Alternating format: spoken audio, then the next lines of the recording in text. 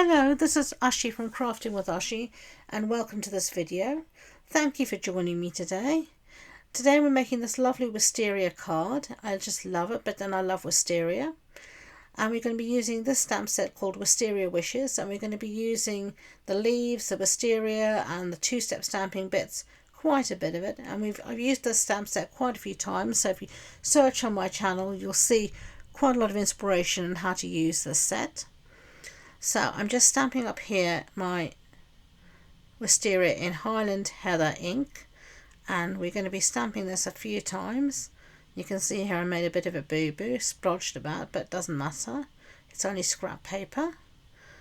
And just giving it a really good ink up in Highland Heather. So there we are. Done. So now we're going to give it a little bit of a clean using our simple chamois. And we're going to remove our block, and we're going to move on to our next stamping, which is these leaves and branches. And we're going to be stamping this in we're not going to be stamping that first. We're going to be stamping our two-step stamping. So this is the little bit that gives our wisteria some definition and depth to the flowers, and we're going to stamp this in gorgeous grape cardstock, gorgeous grape ink. Can't find my words today. And you can see you don't have to be very particular with this. There's no right or wrong reason, and it just gives a bit of shadow to the image and really brings it alive. Okay, so now it is time to stamp our leaves. So you can stamp this in whatever colour you want. I've used a green here. Can't remember which green I've used, but it looks like I'm stamping in garden green or granny apple green. I think I'm actually stamping in either granny. It doesn't look like granny apple green. I think it's garden green I'm stamping in. And you can see I've stamped 3 branches and then a lot of these little leaves. You can just see I'm looking for spaces where I can stamp them. And this will just give a very full image. Now we're going to cut these out using the matching dies. But first we want to stamp our sentiment, and this is Happy Birthday, and it's from the Happiness Abounds stamp set. So we're going to stamp that, and you can see I'm just going to use my grid paper to line everything up and make sure it's nicely lined up, and then Happiness Abounds, stamp that in the same green. Okay, so now it is time to do some die cutting, and these are the wisteria dies, and you can see here I'm going to be using this one to cut out the big branches, that one for the wisteria, and that little one for the leaves. So you can see all the other bits I've used before. So I put that through the die cutting machine, and as if by magic, here are all my die cuts already cut out and ready to assemble our card. So here is our sentiment, and we're just going to cut this out as well using our trimmer. I do this quite often. I just cut it out by eye using our trimmer. I don't use a die or a punch to punch out my sentiments. I just use our good old trimmer. Nearly every crafter has a trimmer, and you don't need to have any special equipment. You can just cut your sentiment with a trimmer and it will look absolutely fine. Okay, so now I'm going to show you, I've got a piece here of basic white cardstock that measures 14.35 centimeters by 10, and I put it through this embossing folder called Bricks and Mortar, and it gives a lovely texture and feel just like a brick wall. And we're going to do a little bit of ink blending over the top of our wall, and you can see here I'm using crumb cake ink, and I'm just going to take my blending tool and I'm just going to go very lightly over the top, just catching all the texture underneath.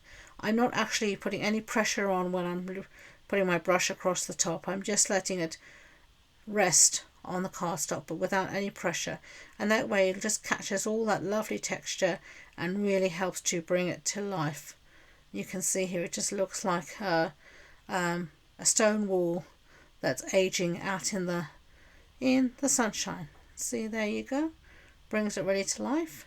Now I'm going to get a sponge dauber, and with the same ink I'm just going to ink around the edge because I love having a border or a firm edge to my cards. I help think any frame or border really helps to bring your eye into the center of whatever your focal image might be. Okay, so close up our ring pad, get rid of our daubers, and now we're ready to assemble our card. So I'm going to get all my foliage here, my leafy bits, my branches, and I'm going to start to lay them out and find an orientation that is pleasing to my eye. And I'm going to use these little extra bits that I chopped up, these little extra leaves that I die cut to fill in the gaps. I'm going to stick all of that down, and now I'm going to stick down my wisteria, and I've got 3 lots of wisteria, so it's going to be really nice and full. So the first images I'm just going to stick down with some plain Tombow, as you can see here, and then the last lot of wisteria I'm actually going to pop up on some dimensionals. So let's get a little bit of dimensionals. There we go. And I'm going to get little baby ones, mini dimensionals for the tips of the wisteria. Take all these backings off quickly. I hate the backings. They really do annoy me, but I do love to have things popped up on my card. It just gives a little bit of shadow and extra interest to your card. There we go. So now we're just going to cut off everything that's overhanging the edge of the card, as you can see here. Just snip all of that off. There we go. Get rid of it. Lovely. And now we're ready to assemble our card. And I'm just going to take a dauber again, and I'm just going to go around my sentiment just the same we did the rest of the cardstock, just to give it a little bit of a border so that it will pop against the white below. Otherwise it's just white on white and it can get lost, but this just gives it a little bit of a pop. So there you go, just pop that up. That was garden green, I'm sure. And then I'm going to pop that up with some dimensionals. There we go. And now we need to stick our panel down to its card base, and our card base is a standard A6 card base, so that's an A4 sheet cut in half and then folded in half. And you can see our panel here is in gorgeous grape, so I'm going to use some Tombow here because we've got all of that, those embellishments and dimension on the other side, so Tombow will work much more easily than snail, or I should say seal, sorry. There we go. Really simple. Stick down our sentiment, and then finishing touches, I'm going to use some of these lovely pastel pearls. As you can see, mine have been well loved and used, and I'm just going to put these down here and there on my card, wherever the fancy really takes me. And there you go, there are 2 cards. So thank you for joining me today, and until next time, enjoy being creative. Bye.